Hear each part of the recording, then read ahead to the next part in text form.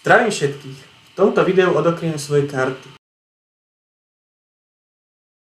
A ukážem vám, ako začať tak, aby ste si všetko nemuseli hľadať na internete.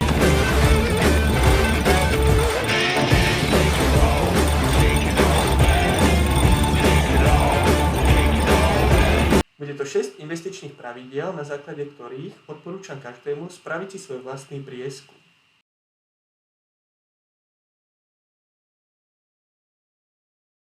Za prvé, investujte dlhodobo. Vašou hlavnou zbraňou je čas. Tradovaniu sa snažím vyhýbať. To, čo vám môže peniaze rýchlo zarobiť, vám ich môže aj rýchlo prerobiť. Za druhé, investujte pravidelne. Pravda je taká, že nikdo tady neví, zda akcie půjdou nahoru, dolů, do stran nebo kurva do kolečka. Za tretie, nakupujte v prepadoch. Investovanie je ako hranie pokru. Viem, že nedokážem vyhrať každú jednu hru a som ochotný prehrať 2 hry na to, aby som v tej tretej vyhral 5 násobok.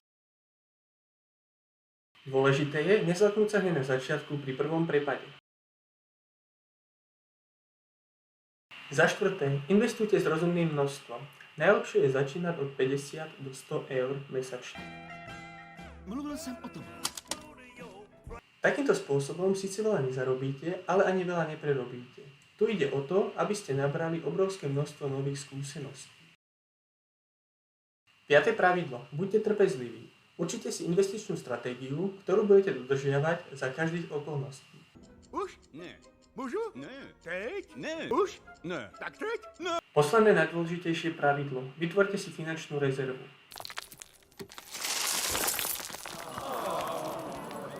Finančná rezerva vás uchráni pri prepadoch na trhoch a umožní vám nakupovať za lacnejšie ceny. There you go. There you go. Thank you, sir. There you go. There you go. There you go.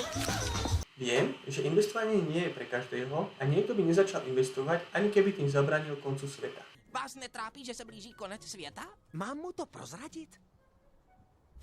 Pojď sem, pojď blíž. My jsme totiž úplně blbí.